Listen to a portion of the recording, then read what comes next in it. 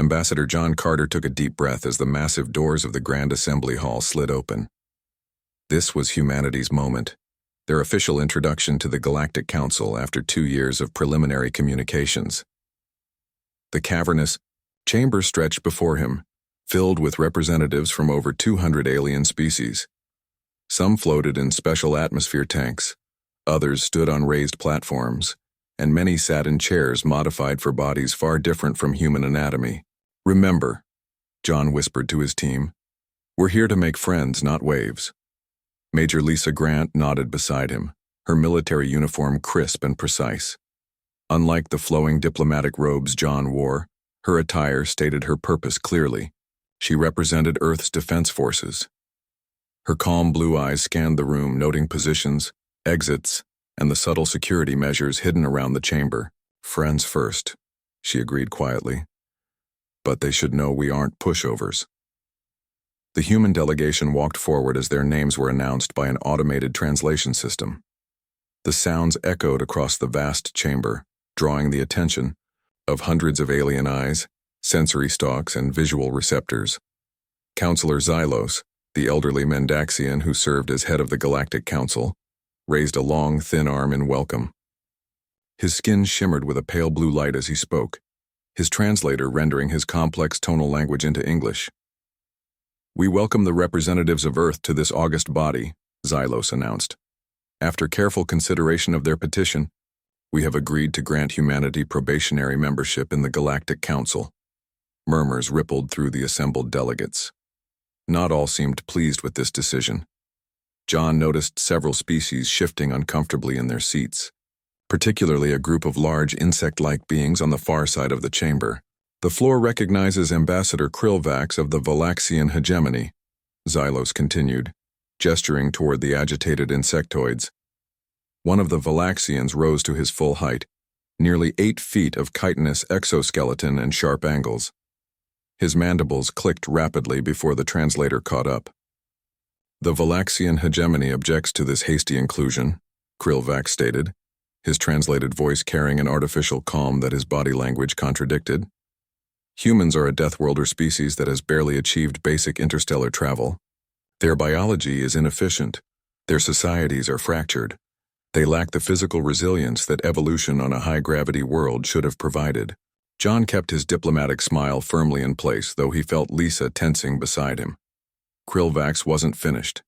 He stepped forward, his forearms gesturing dramatically. "Look at them. Soft flesh bags with no natural armor, no secondary limbs, minimal sensory capability. They require artificial environments to survive space. Is this truly the caliber of species we wish to add to our ranks?" John stepped toward the central speaking platform. "If I may respond, Counselor?" Xylos nodded his permission. "The Valaxian ambassador makes several accurate observations about human physiology," John began, his voice steady and warm. "We do not have the natural armor of the Valaxians. We lack the sensory range of the Mendaxians. We cannot naturally survive in vacuum like the Thraxians."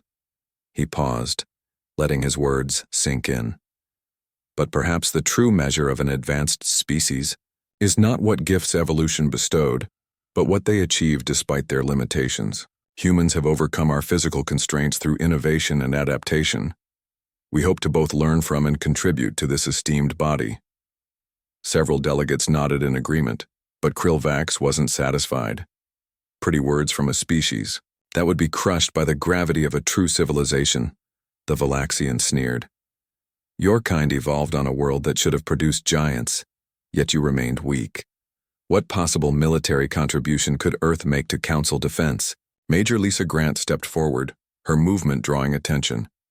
She addressed the Council with military precision. "Earth respects the established military prowess of Council races, particularly the Valaxian hegemony's contributions to galactic security. We come to supplement, not replace existing defense structures." Krillvax's mandibles clicked in what the humans recognized as laughter. The human female speaks of supplements when her bones would snap under the weight of basic Valaxian infantry, armor. Perhaps we should provide demonstration hollows of true military capability. Before tensions could escalate further, Counselor Xylos intervened. This session was called to welcome our new members, not to compare martial capacities. The Council has already reviewed Earth's qualifications and found them sufficient for probationary status. The remainder of the session proceeded with introductions and procedural matters. When finally dismissed, the human delegation was escorted to their newly assigned embassy quarters within the massive Nexus station. The rooms were spacious but clearly designed with alien proportions in mind. Doorways too tall, seating awkwardly angled. Once privacy screens were activated, Major Grant's professional demeanor shifted. "That went about as expected," she said, removing her formal uniform jacket. "The Valaxians are even more arrogant in person than intelligence suggested." John nodded, pouring 2 glasses of water from a dispenser that had been calibrated for Earth chemistry. Krillvax certainly made his position clear, but we knew the militaristic species would be the hardest to win over. "If they only knew," Lisa said with a small smile. "I almost wished we could show them a Mark III demonstration right there in the chamber." "Patience," John cautioned, though he shared her smile. "The armor remains classified until we've established stronger council relationships. Remember the plan: we integrate first, reveal capabilities only when necessary." Lisa accepted the water glass. "Did you see their tech level? The Valaxians are at least 50 years behind our exoskeleton development, despite all their natural advantages." "That's precisely why we maintain operational security," John replied. "Humanity's survival has always depended on innovation. Let them underestimate us for now." The embassy communication panel chimed, indicating an incoming message. A holographic display showed a meeting request from a group of smaller council, races interested in trade discussions. The diplomatic dance had begun. "I'll handle the trade delegation," John said. "You should contact Earth Command with your initial assessment of Council military capabilities."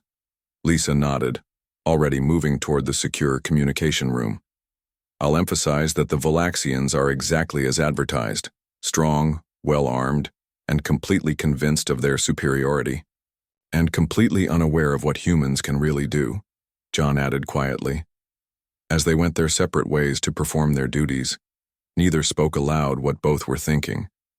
Somewhere in the secure holds of their ship, 6 Mark III Battle, armor suits waited in standby mode. Earth's greatest military secret remained safe for now, but both knew it was only a matter of time before circumstances would force their revelation. And when that day came, the Galactic Council would never see humans the same way again. 3 months passed since Earth joined the Galactic Council. The human embassy now looked more like home.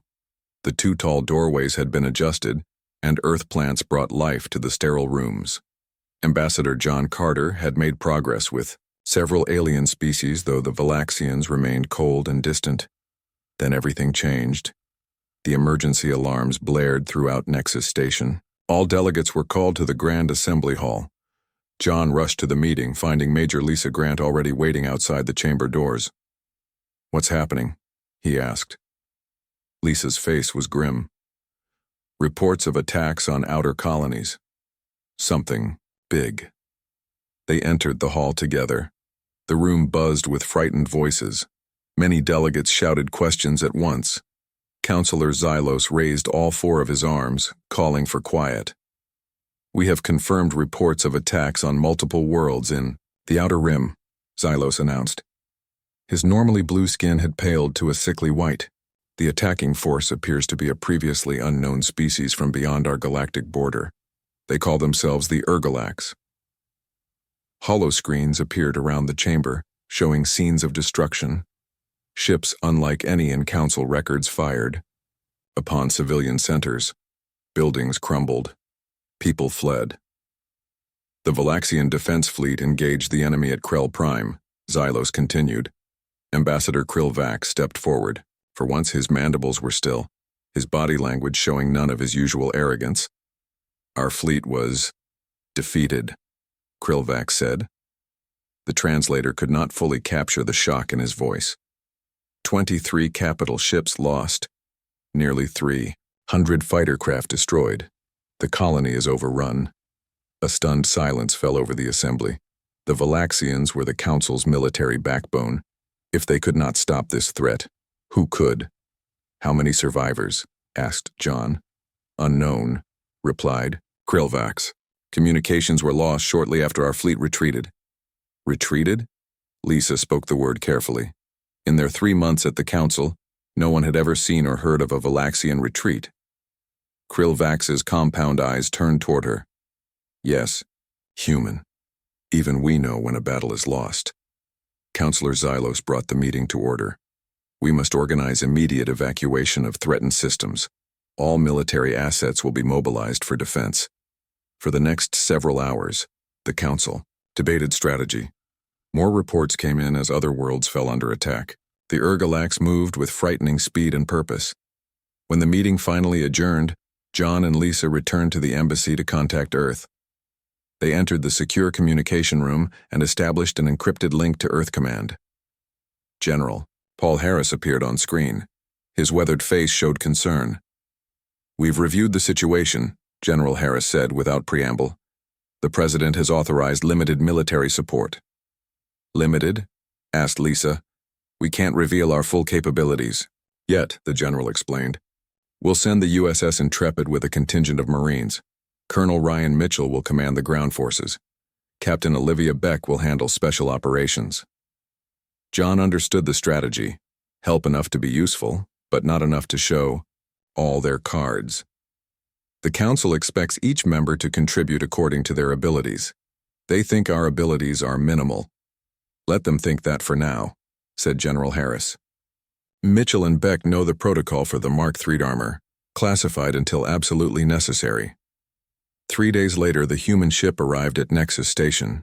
The USS Intrepid was smaller than most Council military vessels. The Valaxians openly mocked its size as it docked.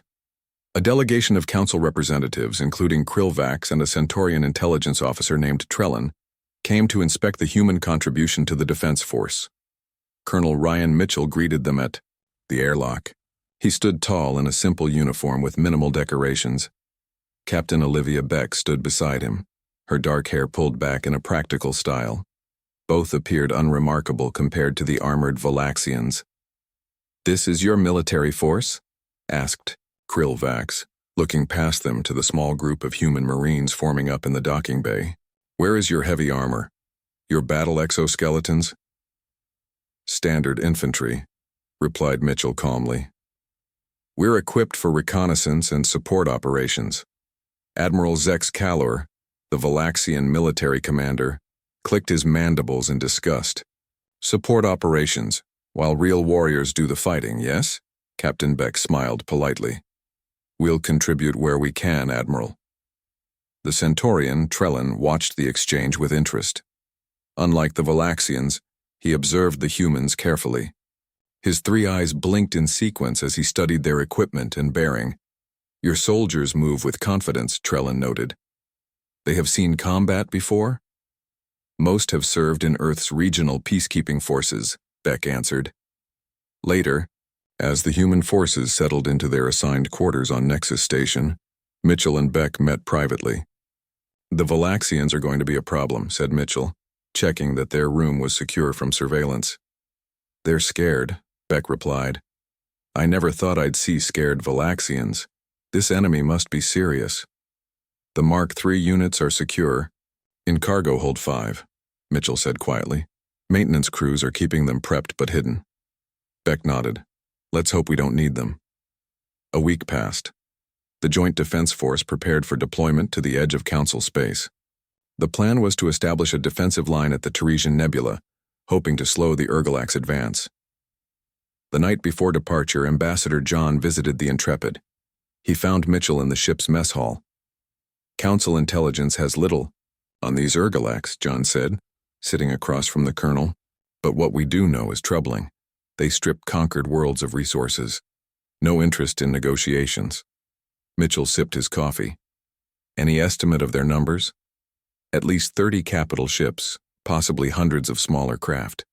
They've overwhelmed every defense force sent against them. And we're supposed to stop them with conventional weapons, Mitchell said, his voice low, while keeping our best technology hidden. John leaned forward. Earth Command believes revealing the Mark III too soon could cause more problems than it solves. Some council species already fear human expansion. If they knew what we're capable of. I understand political concerns, Mitchell replied. But my job is keeping my people alive while completing the mission. Use your judgment, Colonel, John finally said. If the situation becomes dire enough, you have authorization to deploy the armor, but only as a last resort. The next morning, the combined council fleet departed Nexus Station. The human vessel took its place among the much larger alien ships. As they entered faster than light travel, no one knew that their first major engagement with the Urgalax would come much sooner than expected, and that it would change the galaxy's understanding of humanity forever. The Teresian Nebula glowed with eerie purple and blue light. Gas clouds swirled among scattered asteroids. The combined council fleet moved slowly through this dangerous region. 26 ships from 12 different species formed a defensive line. The human vessel USS Intrepid took position near the rear, as ordered by Admiral Zex Kalor. Sensors show nothing yet, reported the Mendaxian officer on the command ship. The nebula interferes with long-range scans. Captain Olivia Beck stood on the bridge of the Intrepid studying the tactical display. Something felt wrong.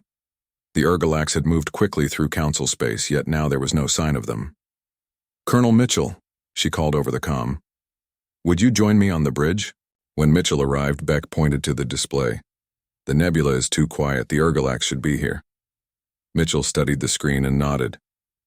They're here, just not where we're looking. He opened a channel to the Valaxian command ship. Admiral, Zex Kalor, this is Colonel Mitchell. Request permission to adjust our position. We believe, stay in formation, human, came the sharp reply. Follow orders and leave strategy to those with experience. Mitchell closed the channel. He turned to Beck and spoke quietly. Prepare the special units. I have a feeling we'll need them soon. Beck nodded and left the bridge. 20 minutes later, alarms blared across all ships. The Urgalax fleet appeared suddenly from behind a dense gas cloud. Not from the direction the council fleet expected, but from behind them. It's an ambush, shouted the Centaurian officer Trellin over the open comm. All ships, defensive positions. But it was too late. The Urgalax had positioned their ships perfectly. Large purple-black vessels with spiked extensions fired bright green energy weapons. 3 council ships exploded immediately.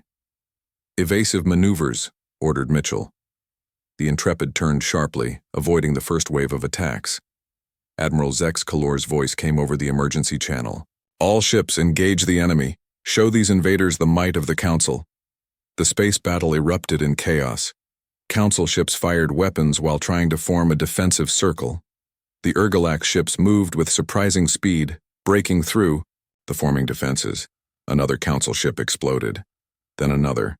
The Valaxian command vessel took heavy damage to its engines. The humans are retreating, came an angry shout over the comm.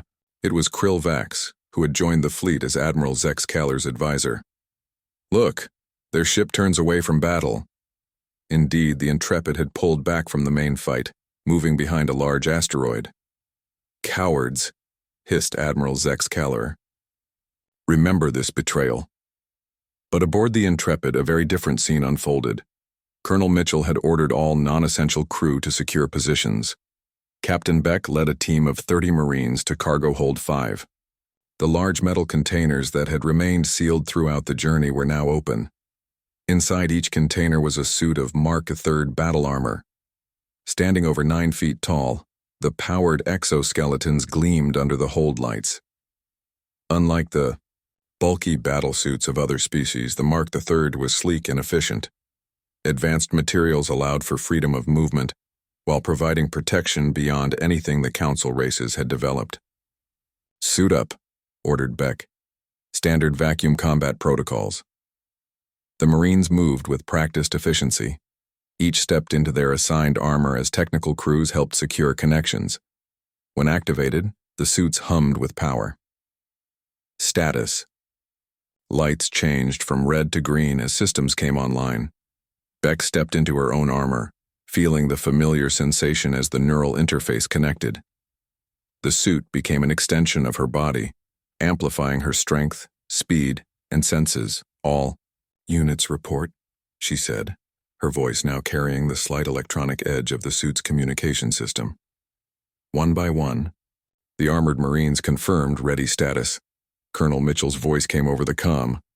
Captain Beck, the Urgalax have disabled most of the Council fleet. They're beginning boarding operations. Admiral Zex Kalor's ship is their primary target. Understood, replied Beck. We're ready. Then it's time to show the Council what humans can really do. Deploy all units. The Intrepid moved from behind the asteroid. Its hull opened, revealing launch bays that had remained hidden until now, in the air. The main battle area, the Council ships fought desperately. The Valaxian command ship was surrounded by 3 Urgalax vessels, strange shuttle-like craft attached to its hull, cutting through the metal to allow boarding parties access. Admiral Zex Kalor stood in his command center, surrounded by his officers. Prepare for close combat. We die with honor.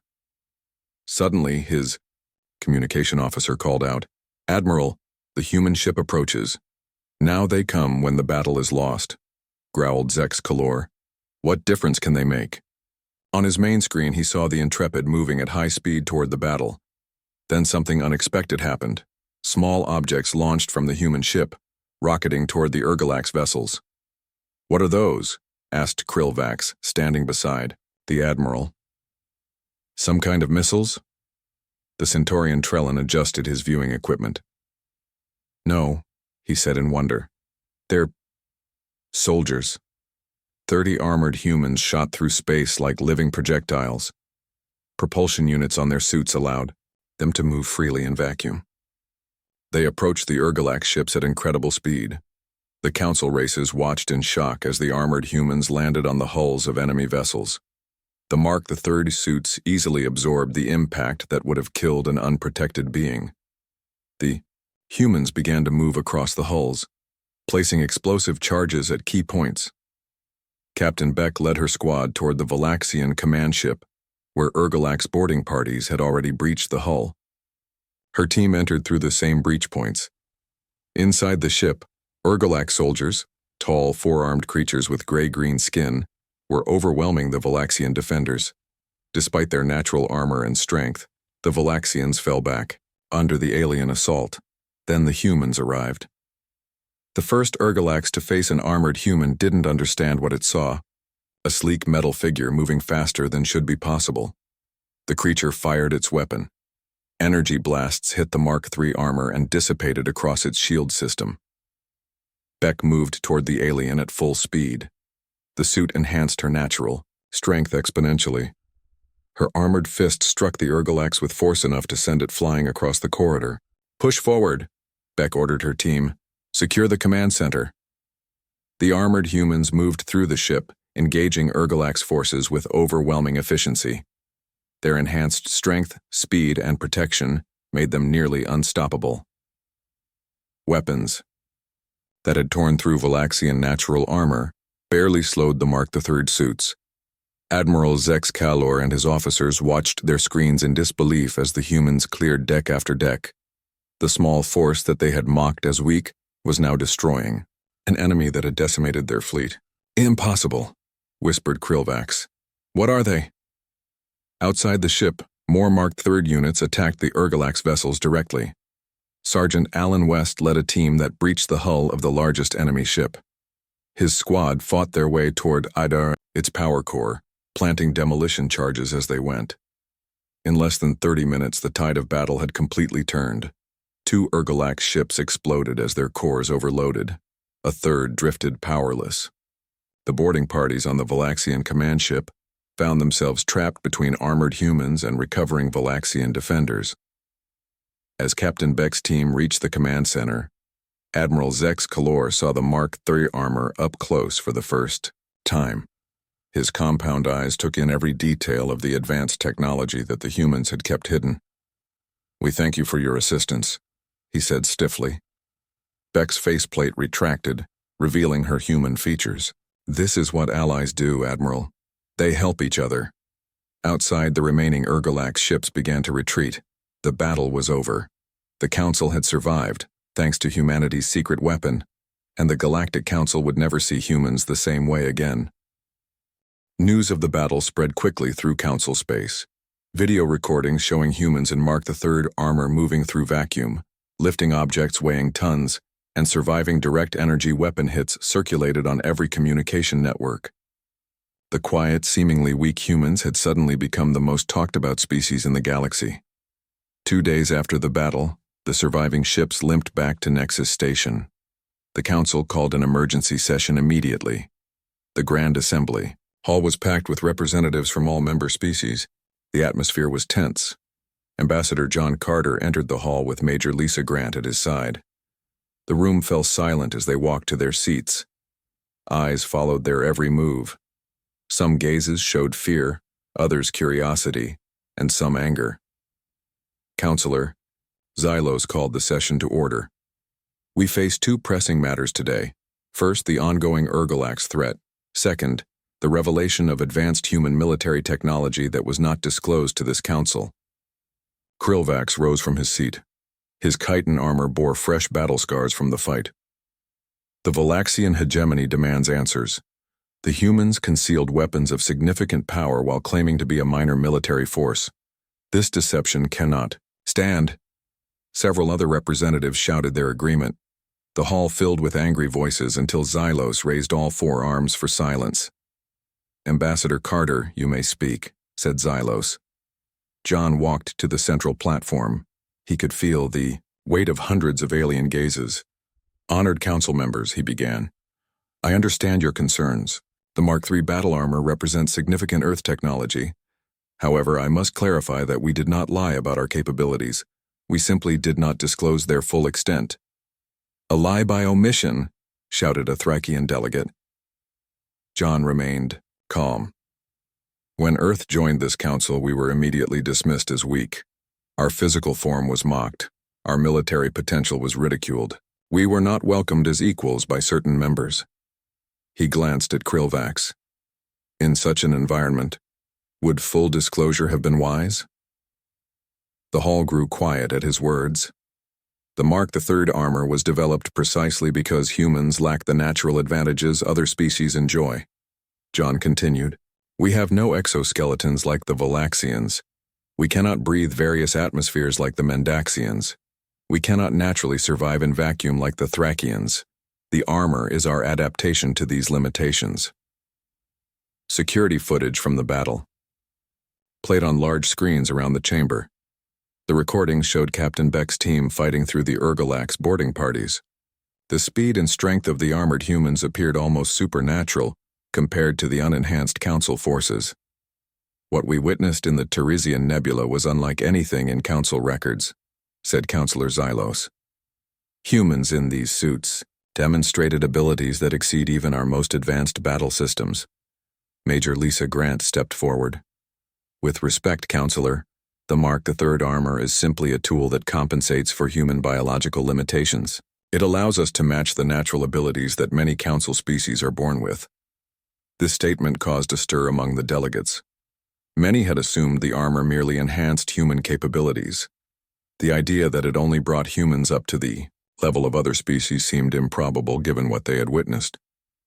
The technical specifications of the Mark III must be shared with all Council races, demanded Krillvax, for mutual defense.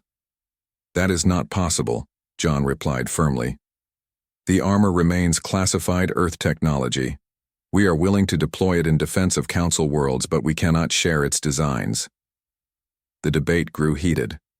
Some species supported the humans, while others called for sanctions. The session stretched for hours without resolution. When the meeting finally adjourned, John and Lisa returned to the embassy. They found Colonel Mitchell and Captain Beck waiting for them. How bad is it? Asked Mitchell. The Council is divided, John answered. Half want to give us medals, the other half want to kick us out. And the Valaxians want our technology, added Lisa. Beck removed her uniform jacket, revealing fresh bruises from the neural interface of her armor. They have no idea what it costs to use these suits. The physical toll alone would break most non-humans. That's not in the official briefing materials, said Mitchell with a slight smile. Their conversation was interrupted as the embassy communication system blared an emergency alert. A holographic display appeared in the center of the room, showing Counselor Xylos, Ambassador Carter. The Mendaxian's voice was grave. Long-range sensors have detected a massive Urgalax fleet approaching the core systems. They appear to be heading directly for Nexus Station. John felt a chill run through him. How many ships? At least 50 capital vessels, replied Xylos. More than twice what we faced in the nebula. They will arrive in 3 days. We'll need to evacuate the station, said Lisa. Xylos's blue skin pulsed with distress. There is no time to evacuate. Everyone. Most of our military assets were destroyed in previous engagements. The Council is, he hesitated, formally requesting Earth's full military assistance. After the transmission ended, the room fell silent. They want the Mark III armor to defend the station, said Mitchell. All 30 suits against 50 Urgalax capital ships. Beck shook her head. Even with the armor's capabilities, that's suicide. John paced the room, thinking, what if we had more than 30 operators? We don't, said Mitchell. It takes months to train a soldier to use the Mark III effectively. But what if we had help? John turned to Lisa. Could other species use the armor? Lisa considered this. The neural interface is designed for human physiology, but with modifications, maybe. Some species might adapt faster than others. Then we train them, said John. A crash course in Mark III operations. 3 days isn't enough time, argued Beck. It has to be, John replied. We'll select the most compatible species and focus on basic functions. We don't need to teach them everything. Mitchell nodded slowly. It could work. A joint human-alien force using the armor. And in the process, added John, we show the Council that humans are willing to share their strength, not just their technology. The next morning, John presented their plan to the Council. After much debate, it was approved. The Valaxians initially refused to participate, seeing the training as beneath them. But Admiral Zex Kalor overruled Ambassador Krill Vax. Pride has no place in survival, the Admiral stated. Training began immediately. Lieutenant Greg Parsons, the Intrepid's armor instructor, set up facilities in a large hangar bay. Volunteers from 6 different species arrived for evaluation. This won't be easy, Parsons told them bluntly. The Mark III was designed for humans. Your bodies will need to adapt. The first attempts were disastrous. The Mendaxians couldn't handle the neural load. The Thracians' multiple limbs confused the interface. Only the Centaurians and, surprisingly, the Valaxians showed promise. As the training progressed, the modified suits began to respond better to non-human operators. By the end of the second day, 8 aliens could perform basic movements in the EO armor. Meanwhile, the Urgalax fleet continued its approach. Nexus Station prepared for battle. Emergency shelters were established for civilians. Weapon systems were checked and rechecked. As the third day dawned, Colonel Mitchell addressed the combined human-alien Mark III force. 30 humans and 8 aliens stood before him in their armor. Today we fight not just for Earth or your individual worlds, he said. We fight for all sentient life in this galaxy. The battle for Nexus Station was about to begin. The Urgalax fleet arrived with terrifying precision. 50 massive ships, their purple-black hulls bristling with weapons, dropped out of faster-than-light travel just outside Nexus Station's defensive perimeter.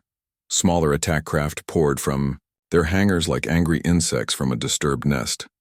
Inside Nexus Station, emergency sirens wailed. Civilians rushed to shelter areas. The station's own weapons powered up, though everyone knew they would not be enough against such a force.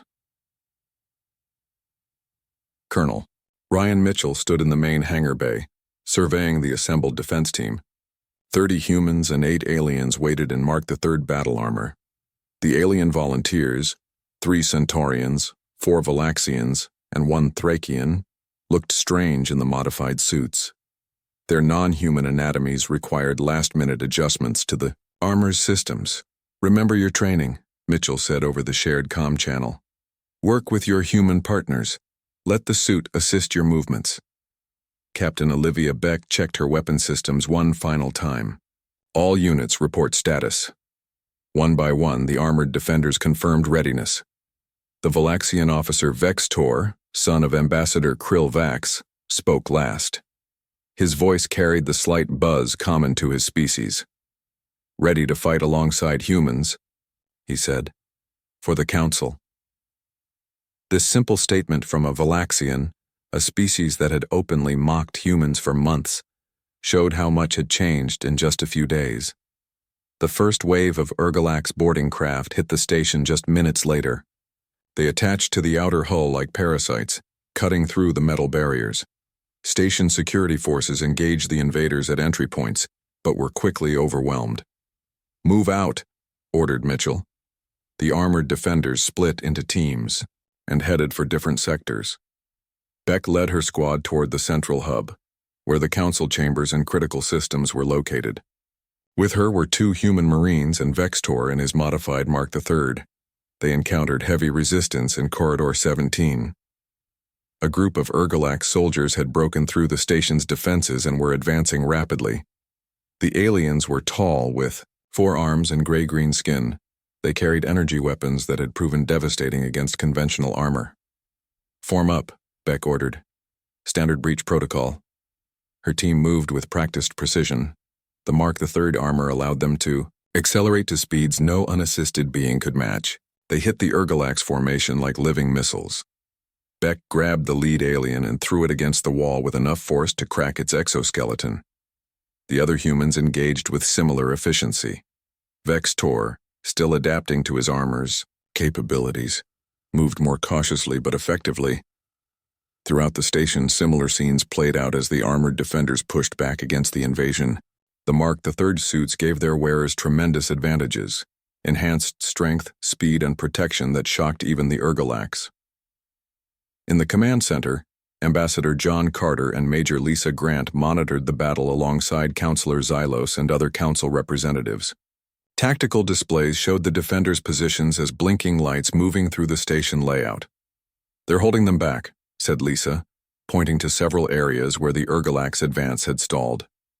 "But there are too many entry points. We can't cover them all." A massive explosion rocked the station. Warning lights flashed across the displays.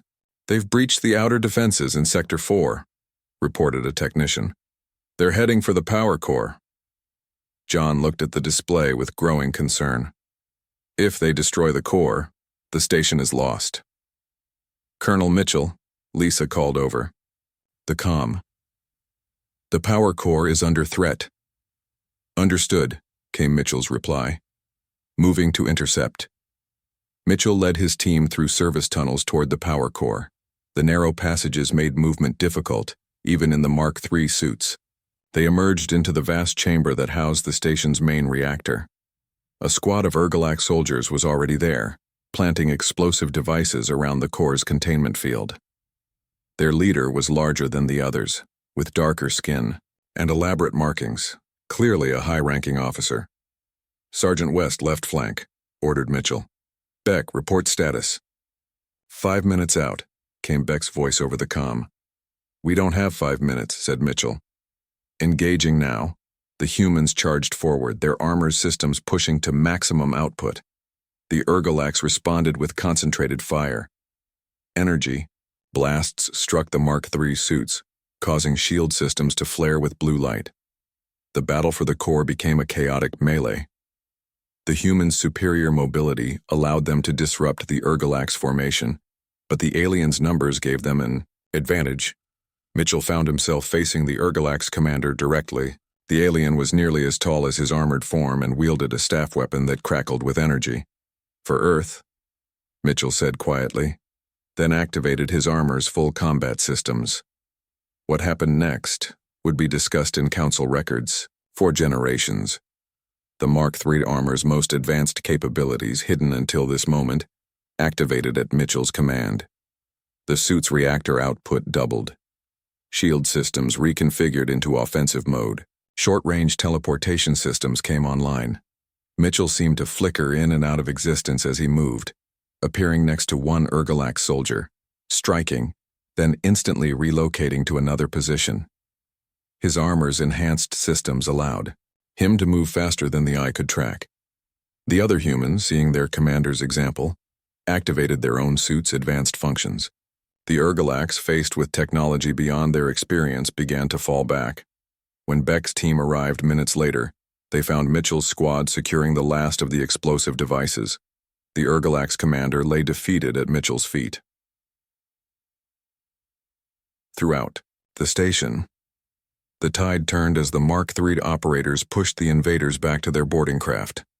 Outside, the station's defensive systems, coordinated by Major Lisa Grant, focused fire on vulnerable points of the Urgalax ships identified during previous encounters.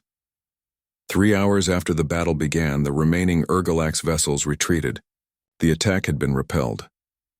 In the aftermath, the station's medical facilities filled with wounded from all species.